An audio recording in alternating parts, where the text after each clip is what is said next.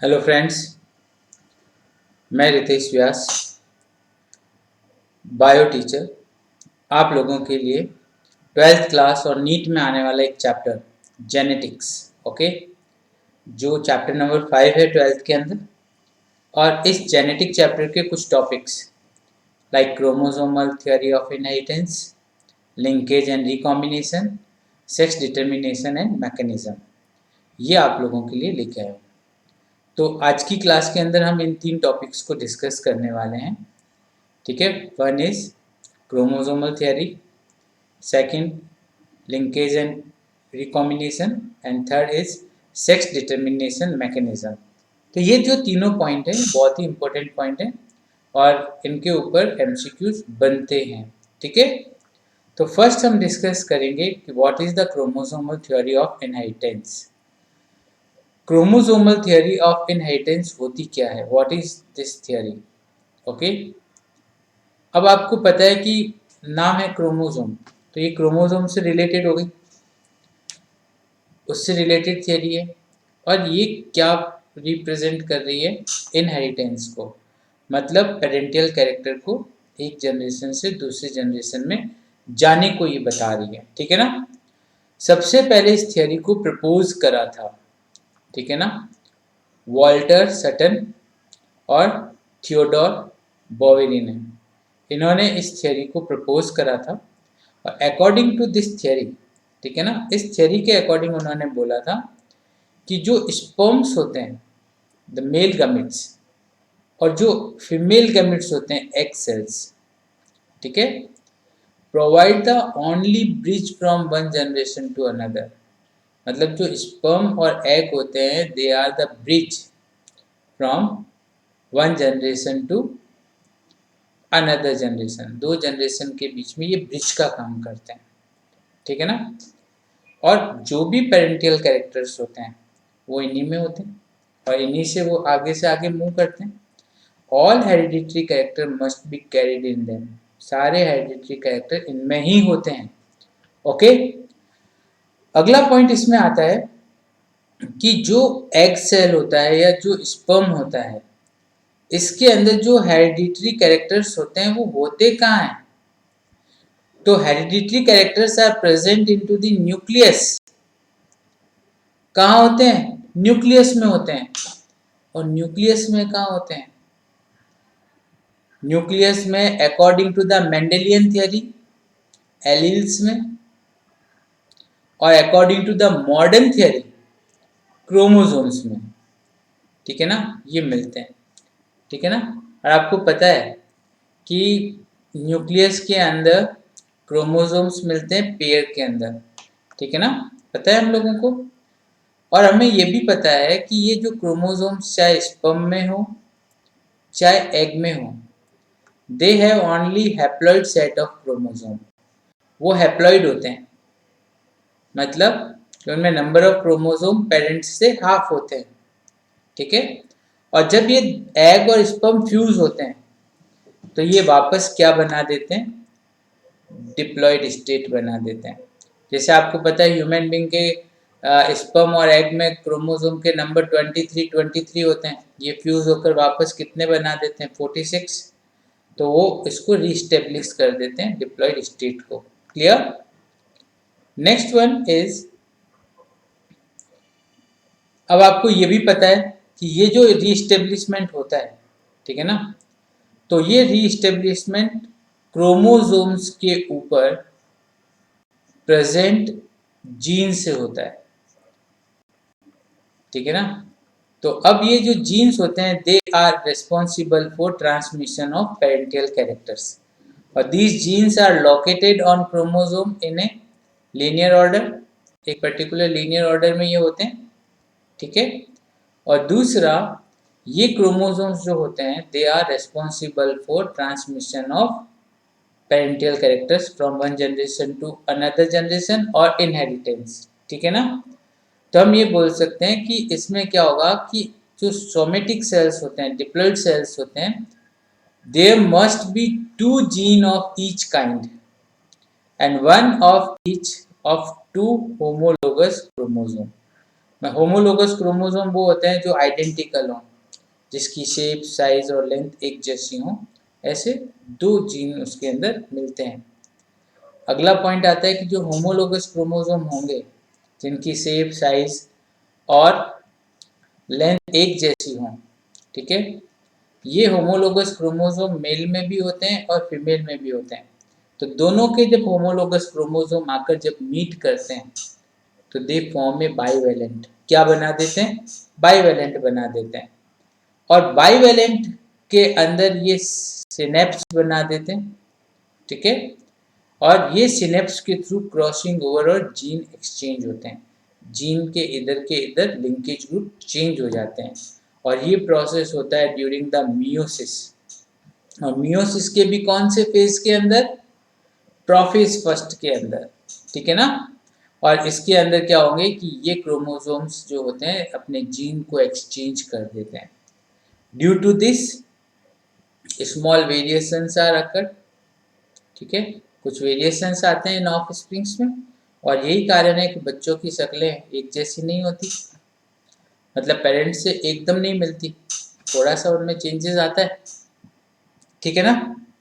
और इन्हीं के कारण क्या होता है कि जो सेग्रीगेशन वाला लॉ है मेंडल का, या जो इंडिपेंडेंट असॉर्टमेंट वाला लॉ है, जिसमें कि सारी चीज़ें इंडिपेंडेंटली या अलग अलग हो जाती हैं, उसके लिए ये सारे क्रोमोसोम ही रेस्पॉन्सिबल होते हैं, ठीक है। क्लियर? कोई कंफ्यूजन नहीं। Next one is linkage and recombination. ये बहुत ही इंपॉर्टेंट पॉइंट है, लिंकेज और रिकॉम्बिनेशन। लिंकेज रिकॉम्बिनेशन के बारे में सबसे पहले टीएस मॉर्गन, इनको हम लोग क्या बोल सकते हैं? फादर ऑफ जेनेटिक्स, जेनेटिक्स का फादर बोल सकते हैं। कौन से का फादर बोलते हैं? देखो, क्लासिकल जेनेटिक का फादर तो था मेंडल, मॉडर्न जेनेटिक का फादर था बेटसन, और ये जो फादर मॉर्गन है, ये है किसके? म्यूटेशन का, ठीक है ना, जिसके अंदर जो चेंजेस आ जाते हैं, अचानक सडन चेंजेस आ जाते हैं, उनका फादर टीएच मॉर्गन था। और इन्होंने ज़्यादातर अपने काम ड्रोसोफिला फ्रूट फ्लाई पे किए थे। कहाँ पे किए थे? ड्रोसोफिला फ्रूट फ्लाई पे करे थे। और ड्रोसोफिला फ्रूट फ्लाई पे उन्होंने कौन सा क्रॉस किया था? डाई हाइब्रिड क्रॉस किया था। डाई हाइब्रिड क्रॉस में उन्होंने 2 कैरेक्टर्स लिए थे। कितने कैरेक्टर्स लिए थे? 2 कैरेक्टर्स, ठीक है, और उनके बीच में क्रॉस कराया था, ठीक है। और ये जो क्रॉस कराया था, ठीक है, उसी क्रॉस के ऊपर उन्होंने स्टडी करी जीन और सेक्स लिंक्ड क्रोमोसोम्स के बारे में, और उन्होंने कुछ कंक्लूजन्स निकाले, ठीक है। क्या कंक्लूजन्स निकाले? ठीक है, उन्होंने कंक्लूजन निकाले कि द प्रपोजन ऑफ पेरेंटियल जीन, मतलब जो पेरेंटियल जीन का प्रपोजन है, पेरेंटियल जीन मतलब जो पेरेंट्स से आने वाले जीन है, combination in the progeny was higher than the non parental recombination of gene. मतलब जो नई प्रोजेनी बनती है, नई जनरेशन बनती है, उसमें पेरेंटियल जीन का कॉम्बिनेशन हायर होगा as compared to non parental, ठीक है, जीन के, ठीक है ना। That is the main study of T H Morgan. इन्होंने ये बताया कि जो जीन होते हैं, this gene are located on chromosome, chromosomes के ऊपर वो एक लीनियर ऑर्डर में रहते हैं। ये इन्होंने टीएच मॉर्गन ने बताया। और मॉर्गन ने ये बताया कि मॉर्गन और उसके ग्रुप ने ये बताया कि जो जीन जो होते हैं, ठीक है ना, genes are grouped on chromosome. Gene कहाँ पर होते हैं? क्रोमोसोम पे होते हैं, ठीक है ना।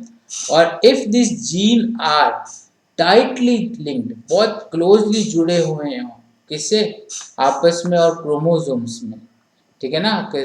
Some genes are tightly linked, बहुत टाइटली जुड़े हुए होते हैं, ठीक है, associate with and so very little recombination. मतलब जो बहुत टाइटली जुड़े हुए जीन होते हैं, उनमें रिकॉम्बिनेशन बहुत कम होगा, बहुत कम होगा, ये चीज़ आपको ध्यान रखनी है कि अगर जीन टाइटली एसोसिएटेड है तो उनमें रिकॉम्बिनेशन बहुत ही कम होगा, very little recombination is present. इसका एक पूरा चार्ट है, मैं नेक्स्ट स्लाइड में वही बताऊंगा आपको। और दूसरा ये बता रहा है कि when the gene are loosely linked, जो जीन है बहुत लूजली जुड़े हुए हैं क्रोमोसोम्स के साथ में, ठीक है, तो they show very higher percentage of recombination, वो रिकॉम्बिनेशन के बहुत ज़्यादा परसेंटेज को बताते हैं। ये 2 पॉइंट आपको नेक्स्ट स्लाइड के अंदर आपको क्लियर हो जाएंगे। कैसे, ये देखो कि हमने क्या देखा कि जीन्स जो है वो क्लोजली जुड़े हुए हैं या वीक जुड़े हुए हैं, यही देखा था हम लोगों ने। तो आप यहाँ देखो, ये हम 2 चीज़ें यहाँ पे देखते हैं, क्रॉस 1 और क्रॉस 2। क्रॉस 1 में ये पेरेंटियल जनरेशन है, जो येलो वाइट कलर के और वाइल्ड टाइप के 2 यहाँ पे इन्होंने ड्रोसोफिला फ्रूट फ्लाई ले ली। इनसे इन्होंने F1 जनरेशन ऑब्टेन करी। F1 जनरेशन जो होती है फ्रेंड्स, वो हम लोग ऑब्टेन करते हैं क्रॉस पॉलिनेशन से या हाइब्रिडाइजेशन से, ओके ना। तो ये ऑब्टेन कर ली। देन उन्होंने F1 जनरेशन का सेल्फ पॉलिनेशन कराया। क्या कराया? सेल्फ पॉलिनेशन कराया and he obtained F2 generation. उन्होंने क्या ऑब्टेन किया? F2 generation. तो इन्होंने देखा कि इस फर्स्ट क्रॉस के अंदर जो जीन्स थे दे आर टाइटली एसोसिएटेड। तो क्या हो गया? उस केस में रिकॉम्बिनेशन के अंदर जो नए ऑफ स्प्रिंग्स बने उनमें पेरेंटियल कैरेक्टर तो 98.7% थे, मोर देन 95, 98.7, और जो रिकॉम्बिनेंट हुआ वो ओनली 1.3% हुआ। कितना हुआ? Because genes are tightly arrange with chromosome, okay. और केस नंबर 2 में क्या हुआ? That is the cross B. इसमें भी क्या हुआ कि इन्होंने इस पेरेंटियल जनरेशन का क्रॉस पॉलिनेशन किया, तो दे ऑब्टेन F1 जनरेशन, ठीक है। तो इन्होंने क्या करा? इसका भी क्रॉस किया and they obtain F1 generation, ठीक है। उसके बाद में इन्होंने इसका सेल्फ पॉलिनेशन किया and they obtain F2 generation, ठीक है। और यही इन्होंने ऑब्टेन किया एज इट इज। तो उन्होंने देखा, कहाँ चला गया, ये रहा, कि वाइट मिनिएचर, छोटे जो वाइट मिनिएचर टाइप के और वाइल्ड टाइप के, वाइल्ड टाइप तो दोनों में कॉमन है, यहाँ पे येलो और वाइट आई वाले थे और यहाँ पे वाइट मिनिएचर थे। इनका क्रॉस अगर इनके साथ कराया तो F1 जनरेशन ऑब्टेन हुई। F1 जनरेशन का सेल्फ पॉलिनेशन किया तो F2 जनरेशन ऑब्टेन हुई। इन F2 generation T.S. Morgan observed the recombination rate between these two characters are very high। यहाँ पे पेरेंटियल कैरेक्टर 62.8% थे और रिकॉम्बिनेशन वाले 37.2% थे। वाई? बिकॉज इसके अंदर बी वाले के अंदर जो क्रोमोसोम्स थे वो लूजली अटैच थे, ठीक है, और ए में टाइटली अटैच थे। तो बस लूजली और टाइटली अटैच होने पर रिकॉम्बिनेशन की रेट चेंज हो जाती है। अगर टाइटली है तो रिकॉम्बिनेशन इज वेरी लोअर, और अगर लूजली है तो रिकॉम्बिनेशन इज वेरी हायर। यहाँ पे रिकॉम्बिनेशन 37% हो रहा है, यहाँ पे रिकॉम्बिनेशन ओनली 1.3% हो रहा है। Okay, clear? कोई कंफ्यूजन नहीं? चलिए, तो ये डायग्राम वैसे दिखने में थोड़ा सा टिपिकल है, बट इसको समझना केवल आपको इतना ही है। समझ गए? चलिए, अब यहाँ पे देखें हम आगे, जो टीएस मॉर्गन ने जो वर्क किया था वो वर्क उन्होंने क्या किया था? येलो बॉडी और वाइट आइड फीमेल, मतलब येलो कलर का होना चाहिए और आईज वाइट होनी चाहिए। ऐसी फीमेल का उन्होंने क्रॉस कराया था किसके साथ में? ब्राउन बॉडी और रेड आइड फीमेल, जिसको हम वाइल्ड टाइप कहते हैं। क्रॉस ए में हम लोगों ने देखा, उसके अंदर हमने देखा F1 प्रोजेनी आई, F2 प्रोजेनी आई। F1 और F2 प्रोजेनी में हमने देखा कि रिकॉम्बिनेशन का रेट जो है, ठीक है ना, वो क्रॉस ए के अंदर वेरी लो है, क्योंकि वहाँ पे क्रोमोसोम्स बहुत ही टाइटली अरेंज्ड है, जीन और क्रोमोसोम आपस में, ठीक है, इसलिए वो ज़्यादा चेंज नहीं हो रहा रिकॉम्बिनेशन में। बट जहाँ पे जीन लूजली अरेंज है, वहाँ पे recombination rate are very high. Okay, इसके बाद में ये देखते हैं कि जो जीन ऑफ ड्रोसोफिला है, gene of drosophila are arrange in a linear order, ठीक है, क्योंकि वो हमेशा जीन तो क्रोमोसोम पे लीनियर ऑर्डर में ही अरेंज होते हैं, ठीक है। अब ये जब इस ऑर्डर में लीनियर ऑर्डर में अरेंज होते हैं तो that time we measure distance between them, हम इनके बीच का डिस्टेंस देखते हैं। डिस्टेंस ज़्यादा है तो रिकॉम्बिनेशन ज़्यादा होगा क्योंकि वो लूजली होंगे, डिस्टेंस कम है तो वो रिकॉम्बिनेशन क्या होगा? कम होगा, क्योंकि वो टाइटली अरेंज्ड है। और इस डिस्टेंस के ऊपर अगर हम लोग कोई मैप बनाते हैं तो that is called chromosomal map, ठीक है, और उसको हम ऑल्सो जेनेटिक मैप भी कहते हैं, ठीक है। क्लियर? कोई कंफ्यूजन नहीं? इजी है? डन? चलिए, तो हमने ये टॉपिक किया लिंकेज और रिकॉम्बिनेशन। देन हम लोग यहाँ पे ले रहे हैं, वो ले रहे हैं सेक्स डिटर्मिनेशन। सेक्स डिटर्मिनेशन हम लोगों ने छोटी क्लासेस से पढ़ना शुरू कर दिया। सेक्स डिटर्मिनेशन में हम लोगों ने क्या देखा कि कोई भी ऑर्गेनिज्म है, फॉर एग्जाम्पल ह्यूमन बीइंग ले लेते हैं हम लोग। ह्यूमन बीइंग में नंबर ऑफ क्रोमोसोम 46 होते हैं, जो 23 पेयर्स में रहते हैं ना। इनमें से जो 22 पेयर्स है, ध्यान देना, आगे इस चीज को मैं और भी पूछने वाला हूं, और जो 1 पेयर है इनको हम डिवाइड कर दें। 22 पेयर जो होते हैं वो एक जैसे होते हैं, जिनको हम ऑटोसोमल क्रोमोसोम कहते हैं। क्या कहते हैं? ऑटोसोम कहते हैं। तो ये क्या हो जाएंगे? ये हो जाएंगे ऑटोसोमल, ओके। और जो 1 पेयर है ये होगा सेक्स पेयर, जो सेक्स डिटर्मिनेशन में काम आता है, ठीक है ना। क्लियर है? ये हम लोगों को पता है। तो इसमें क्या होता है, एक तो सेक्स पेयर क्रोमोसोम होगा और एक ऑटोसोम क्रोमोसोम होंगे। ह्यूमन बीइंग की बात करें तो 22 ऑटोसोम होंगे और 1 पेयर सेक्स क्रोमोसोम होगा, ठीक है। अब जब सेक्स डिटर्मिनेशन होता है तो वो इसी एक पेयर के कारण होता है। सेक्स डिटर्मिनेशन में ऑटोसोम का कोई वर्क नहीं होता, तो वर्क किसका होगा? सेक्स पेयर का ही होगा। अब क्या होता है कि ये जो सेक्स पेयर क्रोमोसोम्स जो होते हैं मेल और फीमेल में कैसे होते हैं, that is the mechanism of sex determination. तो मैं आपको दो चीजें बता रहा हूँ। पहले दो बता रहा हूँ जिसमें मेल के अंदर, जो मेल है उसमें हेट्रोटाइप के, हेट्रोजाइगस टाइप के सेक्स पेयर है, और दो के अंदर फीमेल में हेट्रोजाइगस टाइप के सेक्स पेयर है, ठीक है। तो अपन उसको डिस्कस कर लेते हैं। जैसे हम यहाँ पे देखते हैं, ये देखिए फर्स्ट हम ले रहे हैं ये वाला। ये जो हमारे पास जो फर्स्ट टाइप है,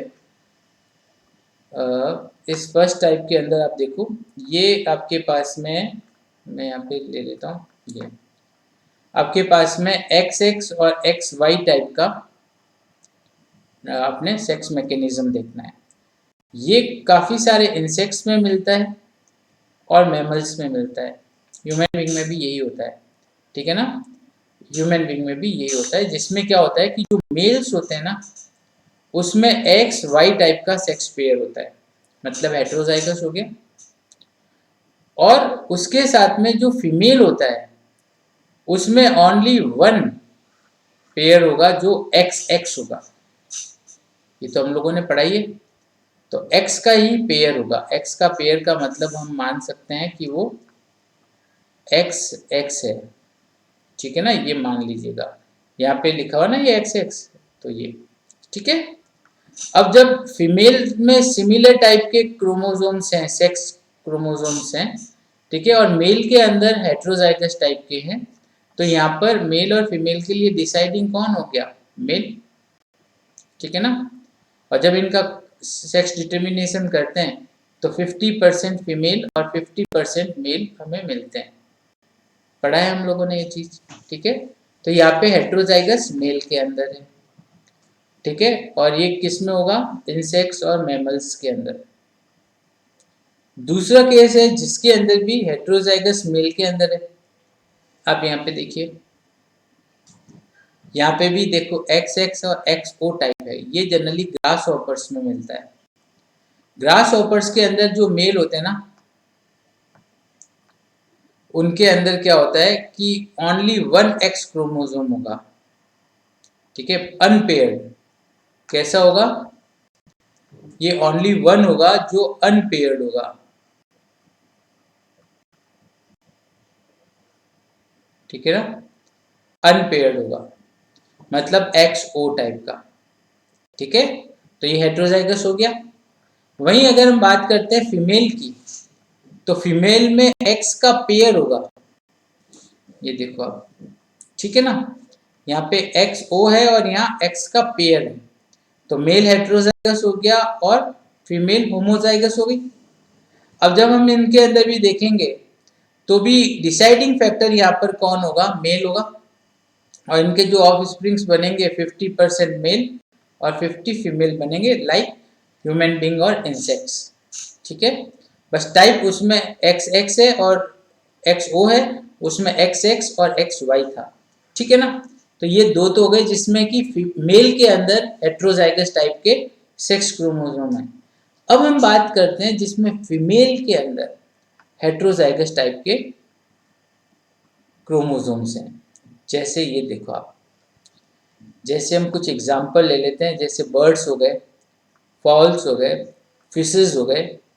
इनके अंदर ZZ और ZW टाइप का मैकेनिज्म होता है। इसके अंदर क्या होता है? मेल जो है वो होमोजाइगस होगा, दोनों ZZ, और फीमेल जो है वो हेट्रोजाइगस होगी, ZW। तो यहाँ पे डिसाइडिंग फैक्टर कौन हो गया? फीमेल।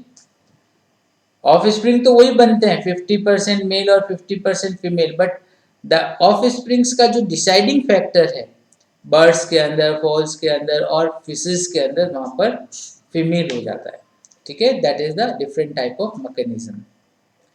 इसके बाद में हम बात करते हैं एक और टाइप को, जिसके अंदर आप देखो ZO और ZZ। यहाँ पे ये कॉकरोचेस के अंदर मिलता है। इसके अंदर फीमेल जो है वो हेट्रोजाइगस है ZO और मेल जो है वो होमोजाइगस है ZZ। ए को मैंने इसलिए नहीं किया, ए ऑटोसोमल है, ठीक है ना। अब यहाँ पर फीमेल क्या है? डिसाइडिंग फैक्टर हो गई, ठीक है। तो इससे भी जो ऑफस्प्रिंग बनेंगे वो 50-50% ही बनेंगे। तो कहने का मतलब कि सेक्स डिटर्मिनेशन में हमने दो चीजें करी, जैसे इंसेक्ट्स ले लिए, ह्यूमन बींग्स ले लिए, मैमल्स ले लिए और ग्रास हॉपर ले लिया। उनके अंदर मेल डिसाइडिंग फैक्टर होंगे मेल और फीमेल चाइल्ड के लिए, और कॉकरोच हो गया, बर्ड्स हो गए, फॉल्स हो गए, ठीक है, इनके अंदर फीमेल डिसाइडिंग फैक्टर होंगे मेल और फीमेल चाइल्ड के लिए। Okay, clear? चलिए नेक्स्ट वन इज, अगला पॉइंट आता है, ये वाला हम लोगों ने बहुत क्लासों में पढ़ा हुआ है, that is the sex determination in human being. आपको ये चीज मैंने आपको पहले भी बता दी थी। ह्यूमन बीइंग के अंदर जनरली 23 पेयर्स ऑफ क्रोमोसोम्स होते हैं, मतलब 46 क्रोमोसोम होते हैं। पेयर का मतलब 2 से मल्टीप्लाई कर दें। अब इनमें से 22 जो है वो ऑटोसोमल होंगे, सेम होंगे, और वन पेयर जो होगा ठीक है, वो सेक्स डिटर्मिनेशन होगा जिसमें अगर एक्स एक्स का पेयर है, किसका पेयर है, एक्स एक्स का पेयर है तो वो फीमेल है, और एक्स वाई का पेयर है तो वो मेल है। ओके ना, बस क्लियर है। अब आपको पता है इसके अंदर कुछ पॉइंट्स हम लोग डिस्कस करते हैं, वो ये देखते हैं कि ड्यूरिंग द स्पर्मेटोजेनेसिस, जब स्पर्मेटोजेनेसिस होता है, spermatogenesis is meiotic division, meiosis होता है उसमें, मेल्स जो होते हैं, ठीक है ना, ठीक है, वो दो तरह के स्पर्म्स बनाते हैं, एक वो जिसमें एक्स हो और एक वो जिसमें वाई हो, ठीक है। और oogenesis में जो फीमेल्स होती हैं उनमें तो केवल एक्स टाइप के ही ओवाज बनेंगे क्योंकि वो होमोजाइगस टाइप के होते हैं, और जब उनमें क्रॉस होता है तो 50-50% रहते हैं चाइल्ड मेल और फीमेल के, पर इसके लिए रिस्पॉन्सिबल कौन है, मेल सेक्स क्रोमोसोम एक्स और वाई, ठीक है।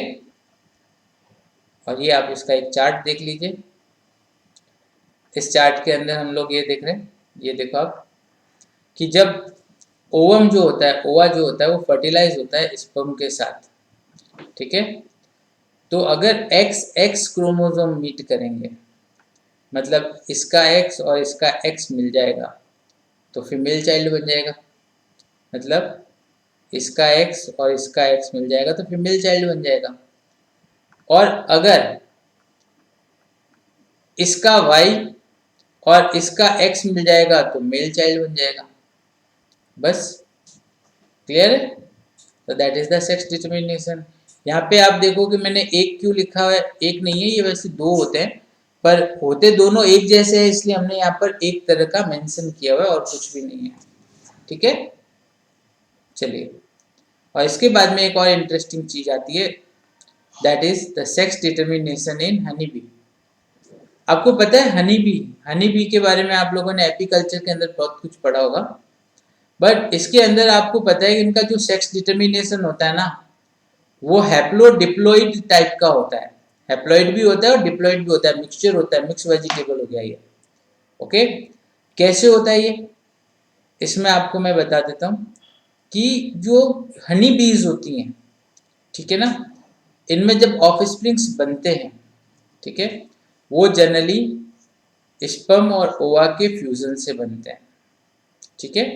और वो कौन बनेंगे, क्वीन और वर्कर, क्वीन और वर्कर होंगे, they are diploid in nature क्योंकि वो स्पर्म और ओवा दोनों के फ्यूजन से बनते हैं, तो दे डिप्लॉयड इन नेचर, ठीक है। डिप्लॉयड नेचर के होंगे, इनके अंदर 32 क्रोमोसोम होंगे डिप्लॉयड, हैप्लॉइड के अंदर 16 होता है।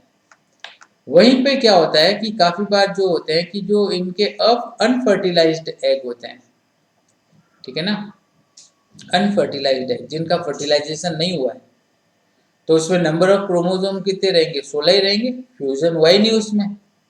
तो अनफर्टिलाइज्ड एग्स जो होते हैं they develop into the drone, वो मेल में डेवलप हो जाएंगे by the process of parthenogenesis. Parthenogenesis क्या होता है कि development of offsprings without fertilization, okay. तो पार्थेनोजेनेसिस से क्या होता है, unfertilized egg directly develop into the male and they male having 16 chromosome only because उनके अंदर फ्यूजन हुआ ही नहीं गमीट्स का, ठीक है। अब जो मेल बनते हैं ना मित्रों, ये जो मेल होते हैं वो उनमें नंबर ऑफ क्रोमोसोम 16 ही होते हैं, तो उसमें मियोसिस तो होगा ही नहीं क्योंकि 16 से वो 8 रह जाएंगे। इसलिए मेल क्या करते हैं कि they perform only mitotic division, mitosis ही करेंगे, मियोसिस करेंगे ही नहीं, तो 16 के 16 ही रह जाएंगे, ठीक है। और जो स्पर्म बनाएंगे वो माइटोसिस से बनाएंगे और स्पर्म्स के अंदर नंबर ऑफ क्रोमोसोम 16 रहेंगे, ठीक है। और यही कारण है कि ये न तो फादर होते हैं, न तो इनके कोई फादर होते हैं और न ही ये किसी के सन होते हैं, ठीक है ना। ये केवल ग्रैंड फादर और ग्रैंड सन की कैटेगरीज में आ सकते हैं। कैसे, आप एक डायग्राम को देखिएगा, ये देखो आप यहाँ पे, ये देखो, ये डिप्लॉइड फीमेल है 2n, ओके। तो इसने मियोसिस किया और इसने हैप्लॉइड एक्स बना दिया। क्या बना दिए? हैप्लॉइड एक्स बना दिया। अब अगर ये हैप्लॉइड एक्स नॉन फर्टिलाइज्ड हो, फर्टिलाइजेशन ना हो, तो क्या होगा? पार्थेनोजेनेसिस होगा और इससे ये हैप्लॉइड मेल बन जाएंगे जिसमें नंबर ऑफ क्रोमोसोम 16 होंगे। कैसे? जैसे देखो, इसके अंदर नंबर ऑफ क्रोमोसोम 32 थे, मियोसिस हुआ तो इसमें 16, इसमें 16 हो गए, पर इसमें आगे कुछ हुआ ही नहीं, तो ये तो 16 का 16 ही रह गया और ये 16 का 16 रह गया। ठीक है।